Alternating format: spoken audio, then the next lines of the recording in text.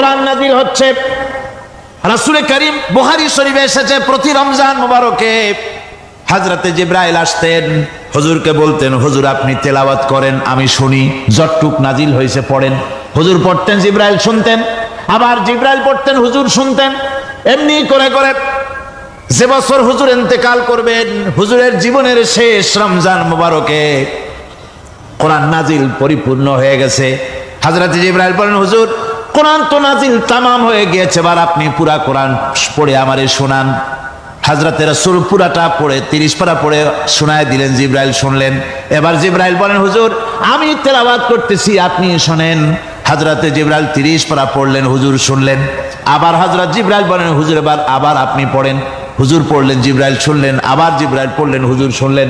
তার মানে হলো হুজুর যে বছর ইন্তেকাল করলেন ওই বছরের রমজান মুবারকে হযরত জিবরাইল 2 বার পড়েছেন, হুজুর শুনেছেন, আর হুজুর 2 বার পড়েছেন, জিবরাইল শুনেছেন, যাতে করে একটা জের জবর, একটা আয়াত, একটা সেমিকোলন যেন বাদ না পড়ে যায়। কোরআনে কারীম মুখস্থ করার জন্য আল্লাহ রাব্বুল আলামিন এটাকে স্থায়ী করার জন্য বাধ্যতামূলক করেছেন, নামাজের ভিতরে তেলাওয়াত করতে হবে। মানুষ নামাজের মধ্যে তেলাওয়াত করে সওয়াবের জন্য, সকালে পড়ে বিকালে পড়ে, অর্থ সহকারে বুঝে পড়ে, রাত্রে পড়ে দিনে পড়ে।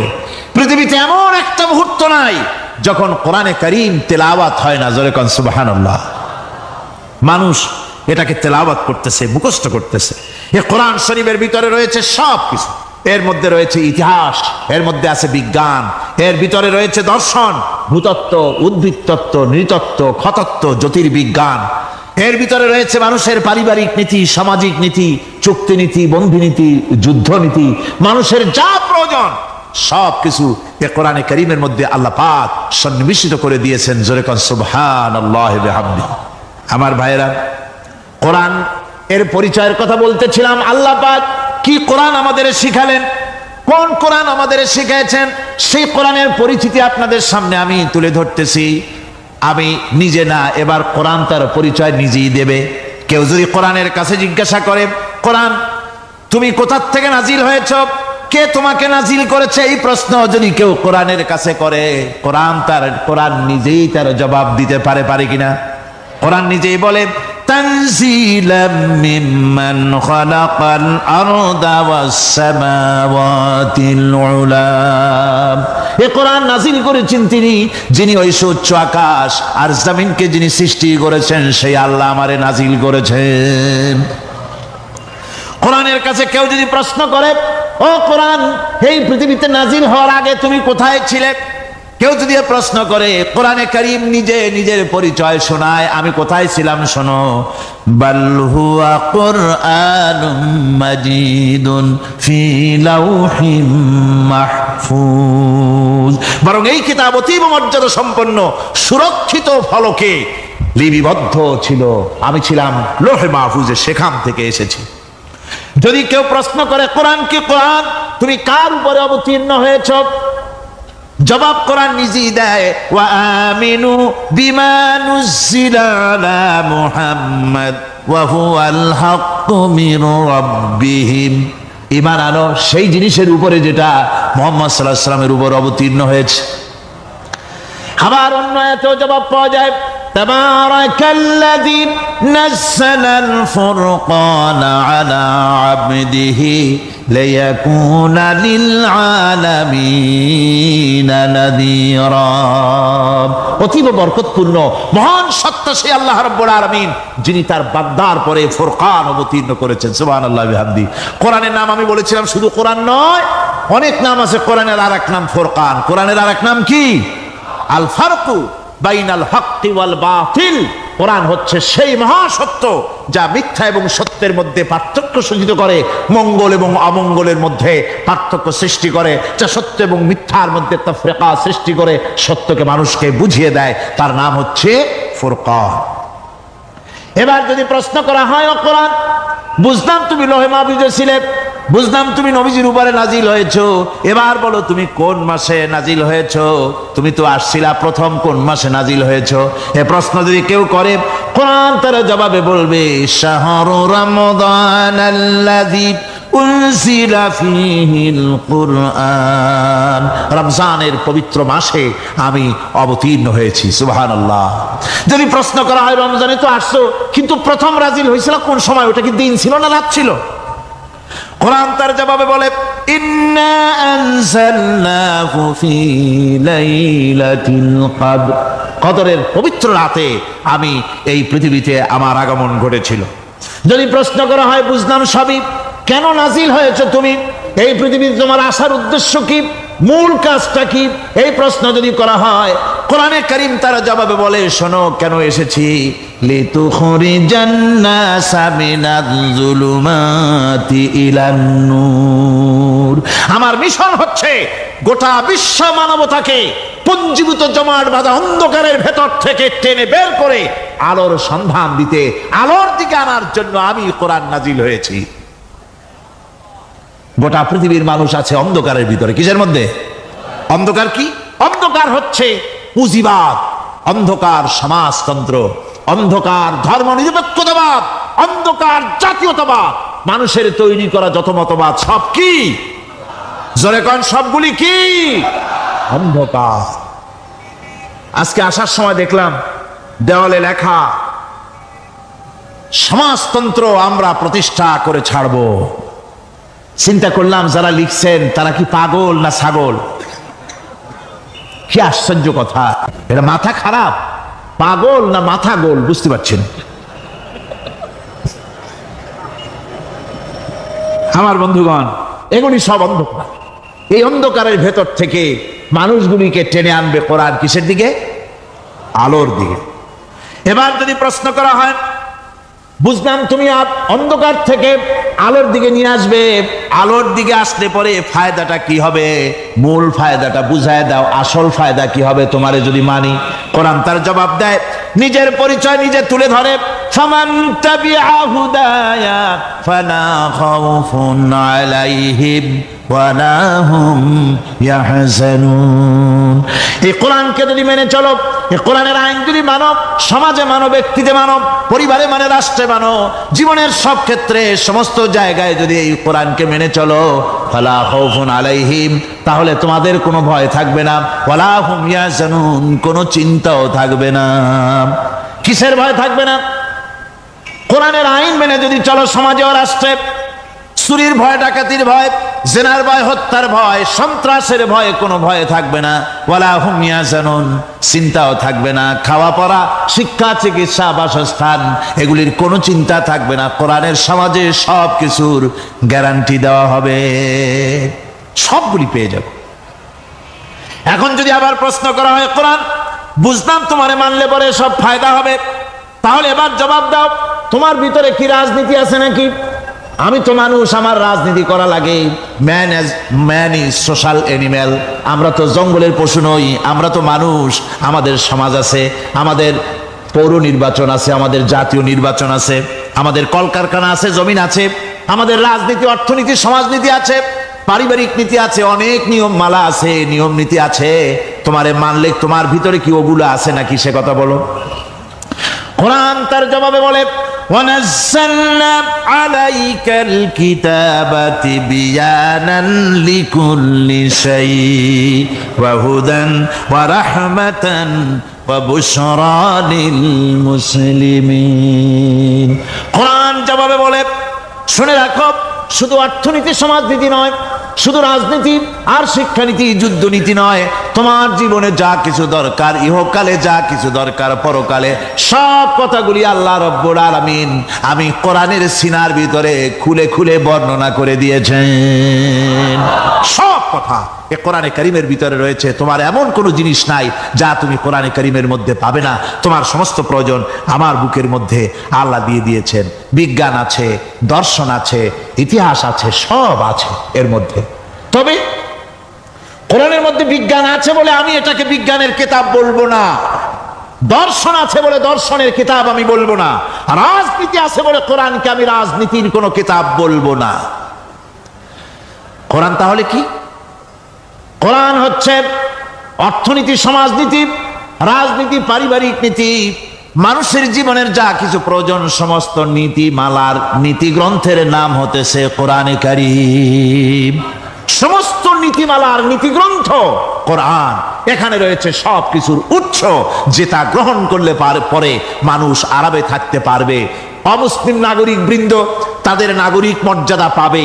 মুসলমান, কৃষক, নারী, চিকিৎসা, কৃষিবিদ, সাধারণ মানুষ, রং, বর্ণ, ভাষা নির্বিশেষে গোটা মানব সভ্যতা আরামে বাস করতে পারবে। পশু পাখিও আরামে থাকবে, গাছপালাও আরামে থাকবে, যেহেতু নির্দেশ হয়েছে বিনা প্রয়োজনে গাছের পাতাটিও ছিঁড়ো না। ইসলামের সমাজ যদি চালু হয়, গাছেরাও আরাম পাবে, পাহাড়ও আরাম পাবে। চট্টগ্রামের লোকেরা যেভাবে পাহাড় কাটা আরম্ভ করেছে, এটা বড় দুঃখজনক। জুমলায় মোতারেজা একটা বলে দিলাম, অপ্রাসঙ্গিক হলেও জরুরি কথা। আপনারা পাহাড় কাটতেছেন না, আপনাদের নিজেদের পায়ে নিজেরা কুড়াল মারতেছেন। খবরদার পাহাড় কাটবেন না। আল্লাহর প্রকৃতির ভারসাম্য আপনারা নষ্ট করছেন বলে ওজোন স্তরে ফাটল ধরেছে। তা রিপেয়ার করার জন্য আজকে বিশ্বের সব বিজ্ঞানীরা হতাশ হয়ে গিয়েছে, পাগল হয়ে গেছে। কেমনে এই ওজোন স্তরের ফাটলকে রিপেয়ার করব? ওজোন স্তরটা কি? ওজোন স্তর হচ্ছে সুবহানাল্লাহ, আল্লাহর যে কত দয়া। সূর্য, সেই সূর্যের রয়েছে আলট্রা ভায়োলেট রে, যাকে বাংলায় বলা হয় অতি বেগুনি রশ্মি। যে রশ্মিটা সৃষ্টি জগতে যদি আসে আর তা যদি কোনো প্রাণীর শরীরকে টাচ করে, তাহলে সমস্ত প্রাণী ক্যান্সার হয়ে, এক্সিমা হয়ে, বিখাউজ হয়ে, অ্যাজমা হয়ে সমস্ত প্রাণী মরে যাবে, কেউ বাঁচবে না। মারাত্মক রশ্মি। সেই রশ্মিটা যাতে সৃষ্টি জগৎকে টাচ করতে না পারে, সেজন্য আল্লাহ পাক একটা ওজোন স্তর তৈরি করেছেন। ওখানে এসে ওটা বাধাপ্রাপ্ত হয়, পৃথিবীর মাটিতে আসে না। যা কিছু পৃথিবীর মানুষের জন্য, পৃথিবীর জন্য কল্যাণকর, সেগুলি সূর্য থেকে আসতে থাকে। সুবহানাল্লাহ বিহামদি। যেটা ক্ষতিকর, সেটা আল্লাহ পাক আটকায় রাখেন। এখন সেই ওজোন স্তরে ফাটল ধরলো। কেমনে ফাটল ধরলো? ফাটল আপনি আমি ধরাইছি। আপনি বলবেন যেটা কেমন কথা, আমি তো ওইখানে যাই নাই, আমি ফাটল ধরাইলাম কেমনে? ওই যে সেই আপনার প্রাইমারি স্কুলে ভিজিট করতে গিয়েছিলেন ইন্সপেক্টর, তারপরে প্রাইমারি না হাই স্কুল ভিজিট করতে গেছে। যায়া জিজ্ঞেস করছে, ছেলেরা কি পড়ছে? বলে ইতিহাস। ঠিক আছে, ইতিহাস থেকেই প্রশ্ন করব। বলতো চীনের প্রাচীর কে ভেঙেছে? ছেলেরা জবাব দিচ্ছে না। তুমি বলো, তুমি বলো। কেউ বলছে না। বেঞ্চের কোনা যে ছেলেটি, সে বলছে সর্বনাশ। কেউ যখন স্বীকার করে না, এটা তো আমার মাথায় আসবে। সব শেষ ইন্সপেক্টর তাকে বলছে, তুমি বলো তো কে ভেঙেছে চীনের প্রাচীর? কয়, স্যার, গ্রামে আমার দুষ্টমির যথেষ্ট বদনাম আছে, কিন্তু চীনের প্রাচীর ভাঙার মতো দুষ্কর্ম আমি করি নাই। ইন্সপেক্টর খুব রেগে গেলেন, মাস্টারের দিকে তাকালেন। এই বুঝি আপনার ইতিহাস পড়ানো? মাস্টার ইন্সপেক্টরের বিরক্তি ভরা মুখ দেখে বলছেন, স্যার রাগ করবেন না, এসব ছাত্র তো আমার, ওদের অবস্থা তো আমি জানি। আপনি আসছেন ঢাকা থেকে, আপনি জানবেন কি? আমি হলপ করে বলতে পারি, আমার ক্লাসের কোন ছাত্র চীনের প্রাচীর ভাঙে নাই।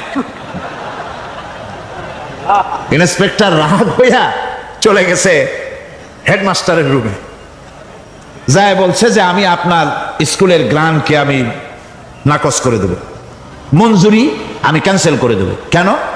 এই অবস্থা। হেডমাস্টার বলছে, স্যার রাগ করবেন না, আপনার জন্য কিছু টাকা পয়সাও রাখছি হাদিয়া। বড় একটা চর্বিযুক্ত খাসিও জবাহ করা হয়েছে, পুকুর থেকে রুই মাছ তোলা হয়েছে। তারপরেও আমার ছাত্ররা, টিচাররা বলার পরেও যদি আপনার সন্দেহ হয়ে থাকে যে আমার ছাত্ররাই ভাঙছে, তো ওই আপনি অসন্তুষ্ট হবেন না, রাগ করবেন না। স্যার, ওই প্রাচীর ভাঙতে যা খরচ লাগে আমি কিছু খরচ দেবো, তো আপনি রাগ করেন না। এখন চিন্তা করেন, স্কুলের ছাত্র থেকে শুরু করে হেডমাস্টার পর্যন্ত জ্ঞানের বহর। তো বলতেছিলাম, আপনি আমি ওজন স্তরে ফাটল ধরিয়েছি, তার অর্থ এই নয় যে আপনারা গিয়ে ওখানে কুড়াল মারিয়ে ওটারে ভাঙছেন। তাহলে ওটা কি হয়েছে?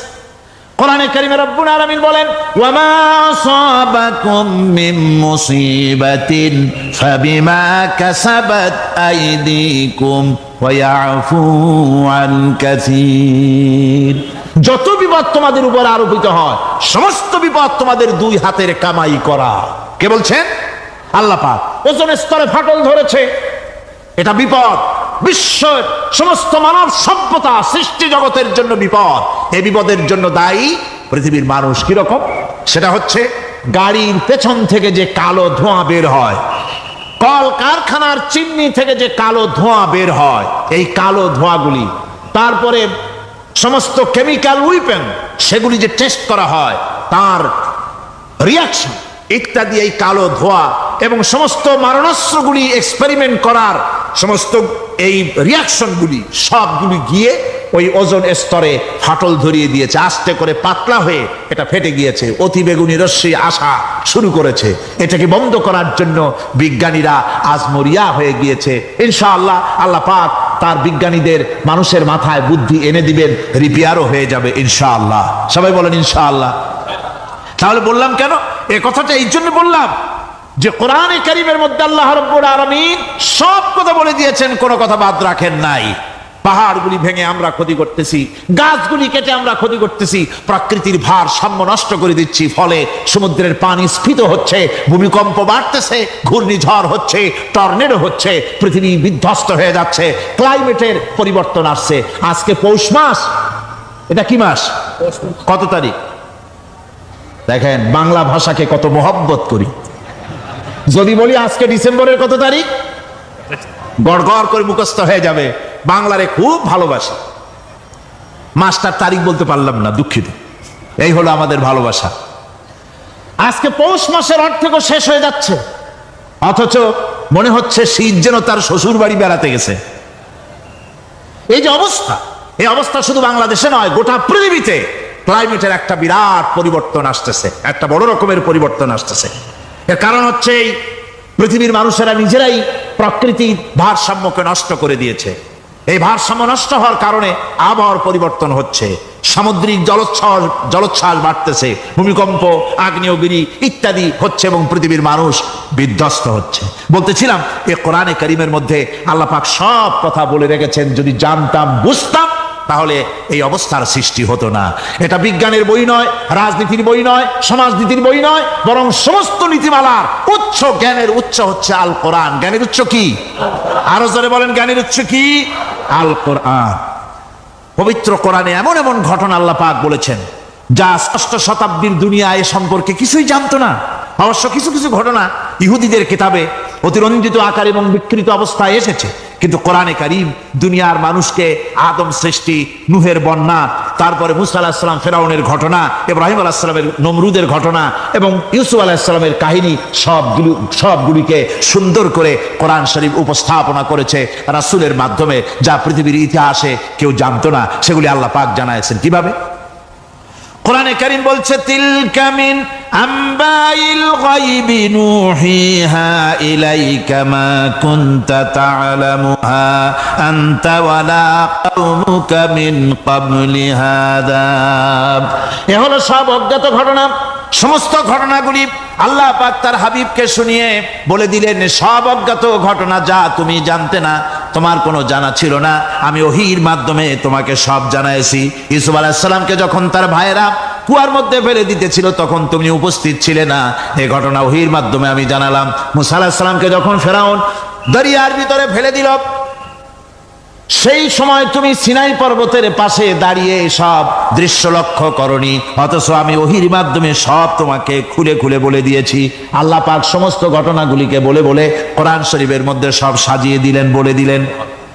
তিনি বললেন, ওয়ামা কুনতা বিজানিবিল গারবি ইয কাদাইনা ইলা মুসাল আমরা ওয়ামা কুনতা মিনাশ শাহিদিন। ফিরআউন যে মুসার সঙ্গে যে ব্যবহারটা করলো, এ সময় সেখানে তুমি উপস্থিত ছিলে না, আমি ওহীর মাধ্যমে তোমাকে তা জানিয়েছি। كذلك نقص عليك من أنباء ما قد سبق وقد آتيناك من لدنا ذكرا। আল্লাহ পাক বলেন, এভাবে আমি আপনার কাছে অতীত ঘটনাবলী ওহীর মাধ্যমে নিখুঁতভাবে আপনার সামনে সব বলে দিয়েছি। আমার ভাইয়েরা, এই বিশ্বলোকে ঊর্ধ্ব লোক সম্পর্কে নির্ভুল তথ্য বর্ণনা আল্লাহ পাক করে দিয়েছেন কোরআনের মাধ্যমে। 1665 খ্রিস্টাব্দে স্যার আইজাক নিউটন তিনি আবিষ্কার করলেন মাধ্যাকর্ষণ শক্তিকে।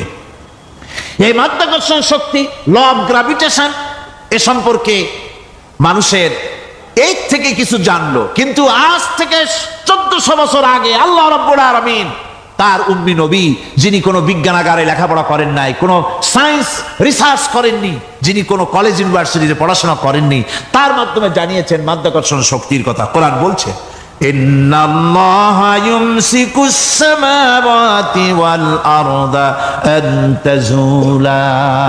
এই পৃথিবী এবং সমস্ত গ্রহ উপগ্রহকে আল্লাহ পাক বলছেন আমি এমন এক শক্তি দিয়েছি যে শক্তির মাধ্যমে একটা আরেকটাকে আকর্ষণ করে রাখছে। এই পৃথিবীতে মাধ্যাকর্ষণ শক্তি শুধু পৃথিবীর নাই, সূর্যের আছে, মঙ্গলের আছে, নেপচুনের আছে, ইউরেনাসের আছে, বৃহস্পতির আছে। প্রত্যেকটি গ্রহের আলাদা আলাদা মাধ্যাকর্ষণ শক্তি আছে, আর এই শক্তির বলে একটা আরেকটাকে টেনে ধরছে যাতে করে বিচ্ছিন্ন হয়ে না যায়, যাতে করে ধ্বংসপ্রাপ্ত না হয়। এগুলি আল্লাহ পাক এই তথ্যগুলি কোরআনে কারীমের মধ্যে বলেছেন। ফলে মরিস বুকাইলির মতো লোক, যিনি ফরাসি দার্শনিক, তিনি বলেছেন দুনিয়ার সমস্ত বিজ্ঞানীদের থিওরি হচ্ছে এই যে বিজ্ঞানের কোনো থিওরি ফাইনাল নয়। আজ একটা হচ্ছে, কাল সেটাকে পরিবর্তন করে নতুন আর এক থিওরি আসতেছে। কিন্তু কোরআনে কারীমের মধ্যে আমি, কে বলতেছেন কথা? না না না, মরিস বুকাইলি বলছে কোরআন শরীফের ভিতরে আমি যে বিজ্ঞানের তথ্য পেয়েছি, থিওরি পেয়েছি, তার কোনো পরিবর্তন আজও হয় নাই, ভবিষ্যতেও হওয়ার কোনো সম্ভাবনা নাই। মরিস বুকাইলি মনে করেছিলেন বেদ আর বাইবেলে যেমন ভুল আছে, কোরআন শরীফে ওই রকম ভুল আছে, নাউজুবিল্লাহ। সেই জন্য তিনি আরবি শিখলেন কোরআন বোঝার জন্য, ভুল ধরার জন্য। কোরআন শিখলেন কি জন্যে? ভুল ধরার জন্য। আর এমন শেখা শিখছেন, ওই আরবি শিক্ষা মানে আমাদের দেশের লোকদের মতো আনাকুম জানাকুম শেখে নাই, ভালো করেই শিখছে, ভালো করেই মুখস্থ করেছে, তার ভালো করে আরবি শিখেছেন, তারপরে কোরআন শরীফ পড়েছেন, তারপরে তিনি এ কোরআন পড়ে তেলাওয়াত করে বুঝে এরপরে তিনি বই লিখেছেন দি Bible, the Quran and science.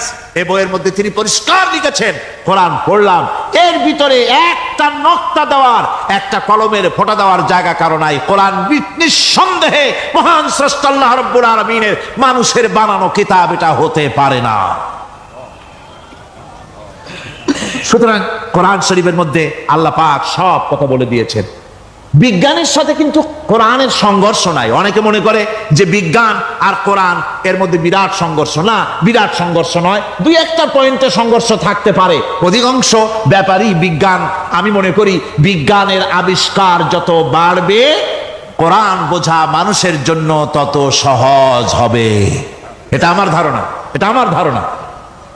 বিজ্ঞানের সাথে দুই একটা পয়েন্টের উপরে সংঘর্ষ আছে, যেমন চন্দ্র এবং সূর্য সম্পর্কে, সৌরজগৎ সম্পর্কে Copernicus, Kepler, Galileo, Newton, Einstein মহাশূন্য সম্পর্কে যে সব বক্তব্য রেখেছেন, সেসব বক্তব্যের সাথে কোরআন শরীফের কিছুটা বৈপরীত্য রয়েছে। যেমন কেউ বলেছেন সূর্য ঘোরে, পৃথিবী স্থির, কেউ বলে সূর্যের চতুর্দিকে পৃথিবী ঘোরে, কেউ কয় চন্দ্র ঘোরে, কেউ কয় আমরা কি আর বসে থাকি, আমরাও ঘুরি। কিন্তু আসলে ঘোরেটাকে কে ঘোরে, এ ফয়সালা কে দেবে? কে দিবে বলুন তো? হ্যাঁ, ঠিক বলেছেন, আল্লাহই দিবেন, কারণ এগুলি সৃষ্টি করেছেন কে? এবার শুনুন, এই বিতর্কের মীমাংসা আল্লাহ পাক করছেন কোরআনে কারিমে বহু আগে। গ্যালিলিও, কেপলার, কোপারনিকাস এদের বলার অনেক আগে বিশ্বনবী জনাবে মুহাম্মদ রাসূলুল্লাহ সাল্লাল্লাহু আলাইহি ওয়াসাল্লাম তিনি বলে দিয়েছেন, আল্লাহর কথা তিনি বলেছেন, লাশ-শামসু ইয়ামবাগী লাহা আন তুদরিকাল কামারা ওয়ালাল-লাইলু সাবিকুন নাহার ওয়া কুল্লুন ফি ফালাকিন ইয়াসবাহুন। প্রবল জ্ঞানী হইবে যাহারা, আপন মনেতে বুঝিবে তাহারা, রাত্রি পারে না আগে যাইবার দিনের স্থান করি অধিকার। চন্দ্র বাঁধে না সূর্যের গায়েতে, সূর্য পারে না চন্দ্রকে ধরিতে। যার যে স্থান বহাল রাখিয়া ভ্রমণ করিছে খোদাকে ডরিয়া। আল্লাহ রাব্বুল আলামিনকে ভয় করে সব ঘুরছে, চাঁদও ঘোরে, সূর্য ঘোরে, মঙ্গল ঘোরে, ইউরেনাস ঘোরে, বৃহস্পতি ঘোরে, পৃথিবীও ঘোরে, সব ঘুরছে তো ঘুরছেই, বন বন করে ঘুরছে একটা নির্দিষ্ট কক্ষপথে, আপন আপন কক্ষপথে ঘুরছে, যার ফলে অ্যাক্সিডেন্ট হয় না। সুবহানাল্লাহ, জোরে বলেন সুবহানাল্লাহ। নির্ধারিত কক্ষে ঘুরছে, নির্ধারিত কক্ষে ঘুরছে। এর কক্ষগুলি আল্লাহ পাক ঠিক করে দিয়েছেন, সেই কক্ষে ঘুরতেছে, একে অপরের পথ অতিক্রম করতেছে না। আবার ওই মহাশূন্যের ভেতরে রয়েছে ব্ল্যাক হোল। ব্ল্যাক হোল কি? হোল হচ্ছে একটা বিরাট অন্ধকার গহ্বর, একটা মৃত্যুকূপ। এত বড় বিরাট ব্ল্যাক হোল মহাশূন্যে আছে, বিজ্ঞানীরা হয়রান হয়ে গেছে। তার এত বড় শক্তি, সে শুধু তারা খায় না, কোন তারকা ঘুরতে ঘুরতে যদি তার কাছে এসে যায় তারাকে খেয়ে ফেলে। কোন আলো যদি কাছে আসে, আলো শুষে নিতে নিতে আলো যার থেকে এসেছে সেটাকেও শেষ করে ফেলে। এ ধরনের একটা দারুণ আকর্ষণী শক্তি তার মধ্যে আল্লাহ সৃষ্টি করেছেন। একটা ব্ল্যাক হোল আছে মহাশূন্যের ভিতরে, সূর্য চন্দ্র গ্রহ নক্ষত্র, যে সূর্য পৃথিবীর চাইতে 13 লক্ষ গুণ বড়, এমন 2 কোটি সূর্য খাইয়া হজম করতে পারে এত বড় ব্ল্যাক হোল আল্লাহ তৈরি করে রেখেছেন মহাশূন্যের উপরে। রয়েছে মিল্কি ওয়ে, রয়েছে গ্যালাক্সি, অন্তত 10,000 কোটি 10 সহস্র কোটি তারকা দিয়ে সমৃদ্ধ গ্যালাক্সি মিল্কি ওয়ে, যেটা অন্ধকার রাত্রে তারকা সজ্জিত রাতে উত্তর দক্ষিণ দিকে টানা একটা পথের মতো দেখা যায়। এটা হচ্ছে গ্যালাক্সি, এইটাকে বলা হয় মিল্কি ওয়ে। এটা হচ্ছে ছায়াপথ। অসংখ্য তারকা এর মধ্যে রয়েছে। কত বড় বড় তারকা, অনেক দূরে। তাই আমরা দেখি বিন্দু বিন্দু, আসলে কি বিন্দু না। কত বড় জানেন? বিজ্ঞানীরা বলেছেন দৈত্যের মতো বিরাট বিরাট তারকা আছে, যে সূর্য পৃথিবীর চাইতে 13 লক্ষ গুণ বড়। এরকমের সূর্য অন্তত 3 কোটি সূর্য খাইয়া হজম করতে পারে, এরকম অসংখ্য তারকা মিল্কি ওয়ের ভিতরে আল্লাহ সৃষ্টি করেছেন। সুবহানাল্লাহ বিহামদি, সুবহানাল্লাহ। আর মানুষ লাফায়, 4 আঙ্গুল মানুষ খালি লাভ দেয়, মোষ কতগুলো রাখা, কোন আনন্দে লাফা। কি শক্তি তোমার! মহাশূন্যের তুলনায় এই পৃথিবীর অবস্থান কি জানেন? এই জন্য যত বেশি পড়াশোনা করবেন মাথা নত হয়ে যাবে। কমিউনিস্ট হয় ছাগলেরা, বুদ্ধিমান কোনোদিন কমিউনিস্ট হয় না। কারা কমিউনিস্ট হয়? ছাগলগুলি, যাদের আকল নাই, যাদের জ্ঞান নাই, বুদ্ধি নাই, ওরাই কমিউনিস্ট হয়। কোন চিন্তাবিদ, কোন বিজ্ঞানী কমিউনিস্ট হয় না।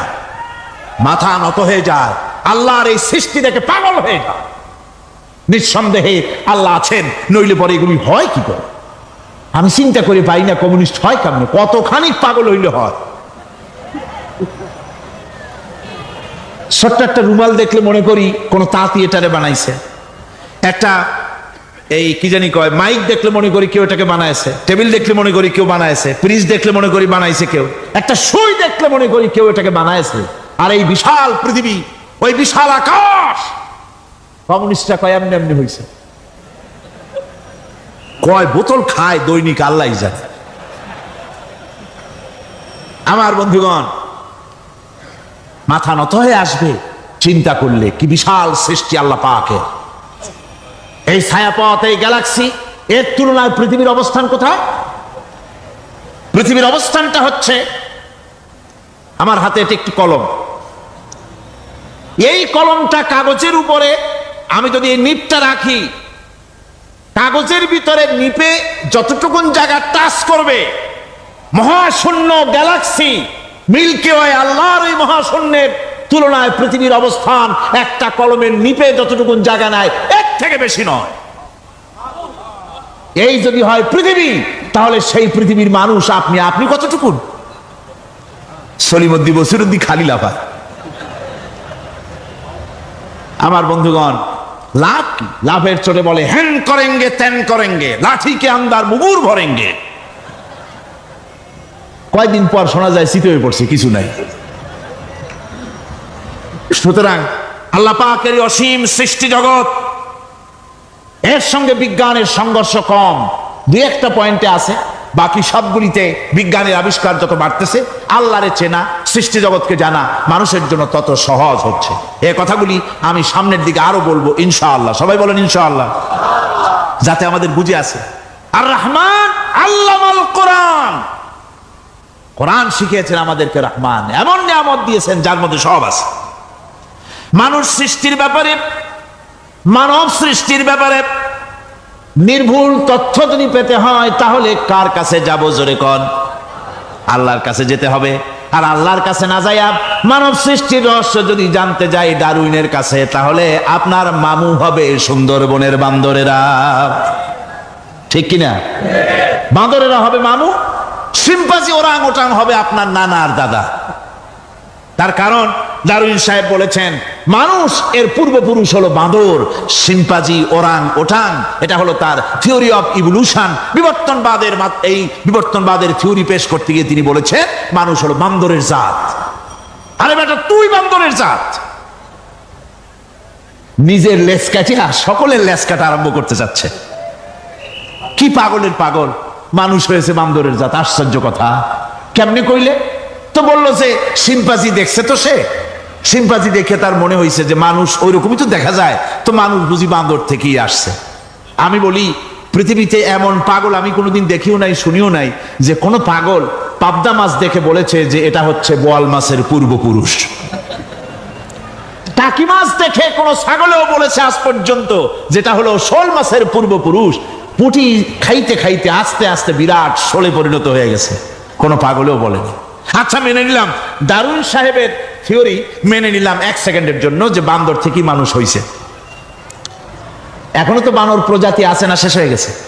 আছে কিনা? তাহলে সুন্দরবনে যান, যে দেখুন কোন বাঁদর কি এ পর্যন্ত দেখা গেছে যে কোমর পর্যন্ত মানুষের মতো হয়ে গেছে? আর একটু দুধ আর পনির আর একটু এই শুটকি মাছ লুট্টা ফিশ খাওয়াইলে আর কদিনের মধ্যে এই বান্দরটা মানুষ হয়ে যাবে। হয়েছে এরকম? বাঁদরের 12 আনা মানুষ হয়ে গেছে, 14 আনা মানুষ হয়ে গেছে, আর অল্প একটু বাকি। এরকম দেখা গেছে কোথাও? দেখা যায়নি। এগুলি পাগলামি কথা, পাগলামি কথা। মানুষ বানর থেকে আসেনি, মানুষ ওরাং ওটাং থেকে আসেনি, মানুষ সিম্পাজি থেকে আসেনি। মানুষ এসছে কোত্থেকে? এটা জানতে হলে এ নির্মূল তথ্য জানার জন্য আসতে হবে কোরআনের কাছে। কার কাছে? আল্লাহ রাব্বুল আলামিন তার হাবিবের মুখ থেকে মানব সৃষ্টি রহস্য তিনি উদ্ঘাটন করে দিয়েছেন। তিনি বলেছেন, দুনিয়াবাসীকে শুনিয়েছেন, ফালয়ানজুরিল ইনসানু মিম্মা খুলিক খুলিকা মিম্মা ইন দাফিকিন ইয়াখরুজু মিন বাইনিস সুলবি ওয়াত তারাইব। আল্লাহ পাক বলেন মানুষ কি তার সৃষ্টি রহস্য দেখে না? কেমনে তাকে আমি সৃষ্টি করেছি? মায়ের বক্ষ পিঞ্জর থেকে, বাপের পৃষ্ঠ থেকে সবেগে নির্গত এক ফোঁটা নাপাক পানি দিয়ে আমি আল্লাহ মানুষকে সৃষ্টি করেছি। বান্দর থেকে নয়, ওরাংওটাং থেকে নয়, সিম্পাজি থেকে নয়। মানুষের অরিজিন মানুষ আদম থেকে তোমরা জন্মগ্রহণ করেছো। আদম এসেছে মাটি থেকে, তোমরা এসেছো আদম থেকে। সুবহানাল্লাহ ওয়া বিহামদি। এটাই হলো মানব সৃষ্টি রহস্যের কথা আল্লাহ পাক বলে দিয়েছেন। অন্যত্র আল্লাহ বলেন, ইন্না খালাকনাকুম মিন তুরাবিন সুম্মা মিন নুতফাতিন সুম্মা মিন আলাকাতিন সুম্মা মিন মুদগাব। নিষ্প্রাণ মাটি থেকে তোমার উৎপত্তি হয়েছে, আর এই নিষ্প্রাণ মাটি দিয়ে তোমাকে তৈরি করা হয়েছে। এগুলি মাতৃগর্ভের ভিতরে গিয়া নাপাক পানি ফোঁটা জমাট রক্ত হয়েছে, গোশত হয়েছে, তারপরে মানুষের আকৃতি দিয়েছি, আর এরপরে বাচ্চার আকারে মায়ের পেট থেকে আমি আল্লাহ মানুষ করে তোমাকে বের করেছি। সুতরাং মানব সৃষ্টি রহস্যের কথা বিজ্ঞানের সাথে যেটা সাংঘর্ষিক হবে কোরআনের সাথে, আমরা সেটা মানতে পারি না। আমাদেরকে মানতে হবে মূল জ্ঞানের কিতাবটা। মূল জ্ঞানের কিতাব কোনটা? জোরে কোন তো কোনটা? এখানে সব কথা আল্লাহ আল কোরআন। কোরআন শিখিয়ে মানুষকে আল্লাহ পাক সবচাইতে বড় দয়া করেছেন, এর থেকে বড় দয়ার হয় না। কোরআন শিখিয়েছেন আমাদের, যার মধ্যে সমস্ত তথ্যের কথা আল্লাহ পাক বলেছেন। The universe and doctor Einstein বইয়ের ভিতরে লেখা হয়েছে যে একদিন এমন হবে যখন ধীরে ধীরে সূর্য তার আরো হারিয়ে ফেলবে, চন্দ্র নিষ্প্রভ হয়ে যাবে, আর পৃথিবী আস্তে আস্তে তার গতি হারিয়ে ফেলবে। একথা আজকের বিজ্ঞানীরা অথবা আজ থেকে কয়েক বছর আগের বিজ্ঞানীরা একথা বলছেন। কিন্তু রাসূল করিম সাল্লাল্লাহু আলাইহি ওয়াসাল্লামের মুখ থেকে আজ থেকে 1400 বছর আগে, যিনি বিজ্ঞানাগারে মোটেও পড়াশোনা করেননি, লিখতে জানেন না, পড়তে জানেন না, সই করতে জানেন না, বিজ্ঞান আসছে কথা বলছে, সেই কথা 1400 বছর 1500 বছর আগে রাসূল করিমের মুখ থেকে আল্লাহ পাক বলছেন। কোরআনে কারীম বলছে, ইয়াসআলু আইয়ানা ইয়াউমুল কিয়ামা ফাইদা বারিকাল বাসারু ওয়া খাসাফাল কামারু ওয়া জুমিআশ শামসু ওয়াল কামার। হে রাসূল, রাসূলের কাছে জিজ্ঞাসা করে কিয়ামত কবে হবে? আল্লাহ পাক বলেন, বলে দিন যেদিন চন্দ্র তার আলো হারিয়ে ফেলবে, যেদিন সূর্য তার আলো হারিয়ে ফেলবে, আর চন্দ্র আর সূর্য সব একাকার হয়ে যাবে। আজ ওরা বলছে চাঁদে আলো থাকবে না, সূর্য আগের থেকে তার উত্তাপ এবং আলো স্তমিত হতেছে, এবং হতে হতে এমন এক পর্যায়ে আসবে তখন সূর্য আলো হারিয়ে ফেলবে। বিজ্ঞানীরা গত 4-5 বছর আগে এ বক্তব্য রেখেছেন, কিন্তু 1400 বছর আগে বিজ্ঞানের লালনাগারে লেখাপড়া না করে হুজুরের মুখ থেকে আল্লাহ কথা বলে দিয়েছেন। তাহলে বিজ্ঞানের আসল কিতাব কোনটা? জোরে বলেন কোনটা? আল্লাহ পাক আরো বলেন, ইজা শামসু কুবিরাত ওয়া ইযান নুজুমুন কাদারাত ওয়া ইযাল জিবালু সুজ্জিরাত। তারকাগুলি, সূর্যের আলো থাকবে না, নক্ষত্রগুলো স্থানচ্যুত হয়ে যাবে, কক্ষচ্যুত হয়ে যাবে, পাহাড়গুলিকে পরিচালিত করে দেওয়া হবে, কিছুই থাকবে না, সব শেষ হয়ে যাবে। বিজ্ঞানীরা আজ বলতেছে যে সব শেষ হয়ে যাবে, কিছুই থাকবে না, সব শেষ হবে। বিজ্ঞানীরা বলতেছেন, কোরআন অনেক আগে বলেছে, কুল্লু মান আলাইহা ফান ওয়া ইয়াবকা ওয়াজহু রাব্বিকা যুল জালালি ওয়াল ইকরাম। সব শেষ হয়ে যাবে, বিশ্বে যা কিছু আছে সব লয় হবে, ক্ষয় হবে, ধ্বংস হবে, কিচ্ছু থাকবে না, থাকবেন শুধু আল্লাহ সুবহানাহু ওয়া তাআলা। সুবহানাল্লাহি ওয়া বিহামদি। কোরআনে কারীম এ কথা বহু আগে আমাদেরকে জানিয়ে দিয়েছে। সুতরাং আসল জ্ঞানের কিতাবটাই হচ্ছে কোরআনে কারীম। এই কোরআনের কাছে আমরা যত যেতে পারবো, যত কোরআন বুঝতে পারবো, ততই আমাদের জন্য আমরা সমৃদ্ধ হতে পারবো, আমাদের উপর আল্লাহর রহমত আসবে, আমরা সমাজ চালাতে পারবো, আমরা দেশ চালাতে পারবো, আমরা দুনিয়ায় শান্তি পাবো, আমরা আখিরাতেও মুক্তি লাভ করতে পারবো। কোরআনে কারীম সমস্ত বিজ্ঞানের উৎস, দর্শনের উৎস। এইটা না জানলে কিছুই জানা হয় না, এটা জানা হলে সব জানা হয়। পণ্ডিত আপনার ডক্টর শহীদুল্লাহ, আল্লাহ জান্নাত নসিব করুন, সবাই বলুন আমিন। তিনি বলতেন, বড় বড় সেমিনারে গিয়ে বলতেন তিনি, যে আপনারা যারা বক্তব্য রাখতে এসেছেন, জনগণকে বলছি না, যারা বক্তব্য রাখতে এসেছেন, MA পাস করেছেন, ডিগ্রি করেছেন, PhD করেছেন, এভারসিএস করেছেন, বহু কিছু ডিগ্রি আপনারা লাভ করেছেন, নামের আগে 6 হাত লম্বা ডিগ্রি আপনারা লাগাইছেন, আপনারা পণ্ডিত ঠিকই, কিন্তু এই কোরআন শরীফের জ্ঞান যদি আপনাদের না থাকে, আপনারা পণ্ডিত, তবে আপনারা মূর্খ পণ্ডিত। কি পণ্ডিত? কি পণ্ডিত? মূর্খ পণ্ডিত।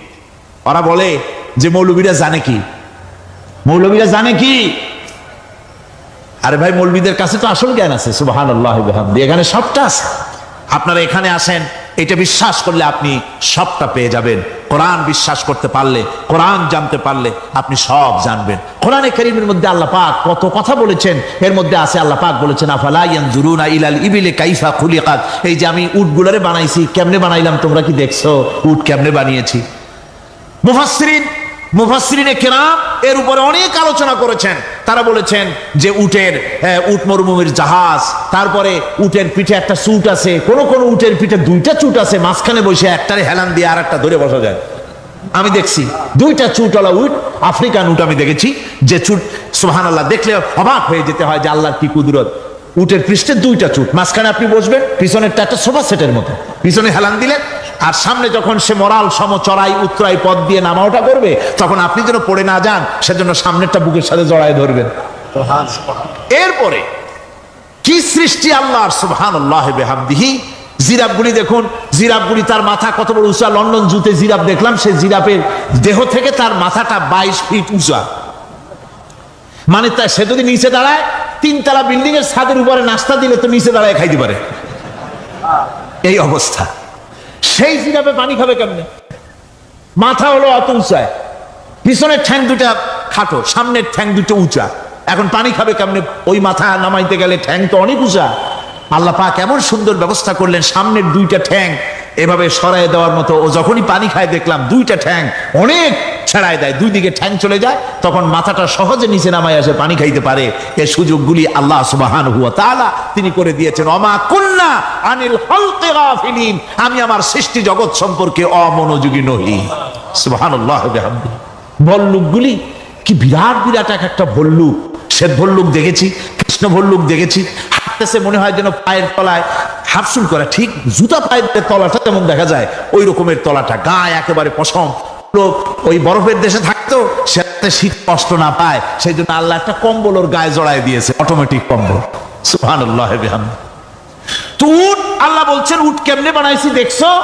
আফালা ইয়ানজুরুনা ইলাল ইবিলি কাইফা খুলিকাত, উট বানালাম কেমনে দেখেছিস? মানুষ অবাক হলো, আল্লাহ এত কথা থুইয়া উটের কথা বলছেন, কারণ নানান রকম মানুষ বলল। শেষ পর্যন্ত প্রাণীতত্ত্ববিদরা তারা আবিষ্কার করলেন মূল কারণটি। অনেক কারণ আছে আল্লাহ পাকে কথা বলার। উট তো মরুভূমির জাহাজ, তারপরে উট মানুষের অনেক উপকারে আসে, কথা বলা হয়েছে। প্রাণীতত্ত্ববিদরা খুঁজে খুঁজে তারা দেখতে পেয়েছে যে উটকে জবাহ করে দেখা গেছে উট সমস্ত প্রাণী বাতাস থেকে অক্সিজেন যতটা গ্রহণ করে ততটা ছেড়ে যায়, একমাত্র প্রাণী উট যে যতটা অক্সিজেন গ্রহণ করে বাতাস থেকে সবটা ছাড়ে না, 2/3 ছেড়ে দেয়। 1/3 তার লাংসের পাশে রাখার জন্য আল্লাহ পাক একটা চেম্বার তৈরি করেছেন। ওই চেম্বারের ভিতরে 1/3 অক্সিজেন থেকে যায়, কারণ পানিও রেখে। তার পানি রাখার জন্য রিজার্ভ ট্যাঙ্কি আছে, একটা রিজার্ভ ট্যাঙ্কি আছে, অক্সিজেন রাখার একটা চেম্বার আছে। এগুলি কেন? এই জন্য যে মরুভূমির ভিতরে সাইমুম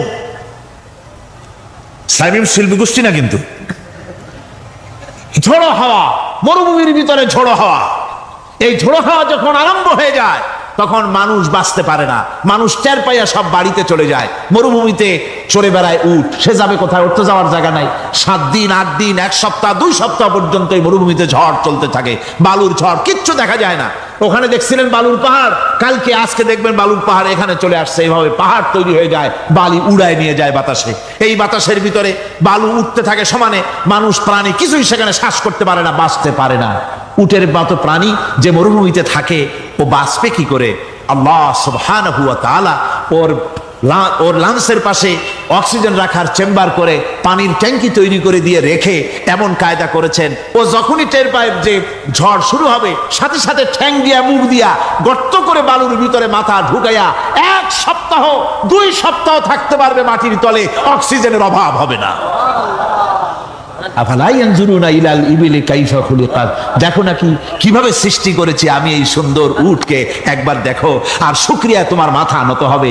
যত বড় কমিউনিস্ট হও, আল্লাহর জন্য সেজদা দিতে বাধ্য হবে যদি তোমার ঈমান এতটুকুনো থাকে।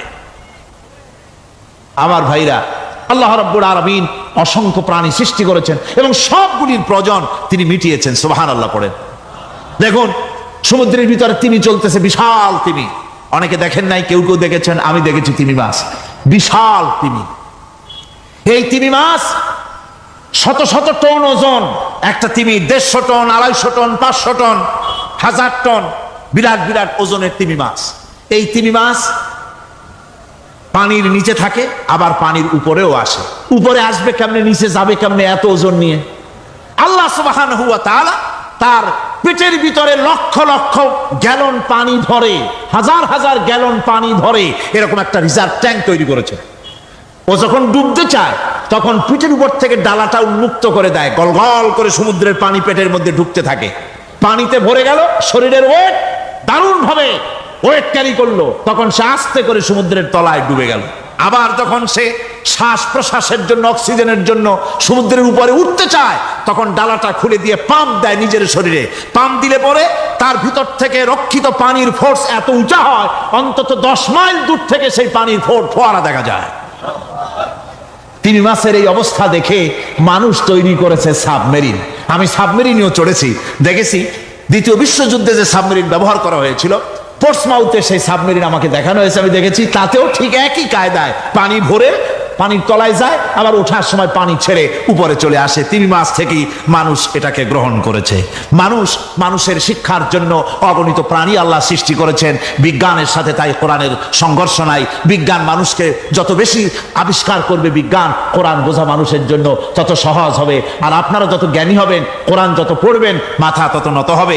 তুলা গাছের ফল যত পাকে তত গাছ কি হয়, ডালগুলো কি হয়, উপরে উঠে যায়। বোঝেন না কেন? তুলা গাছ নাই আপনাদের দেশে?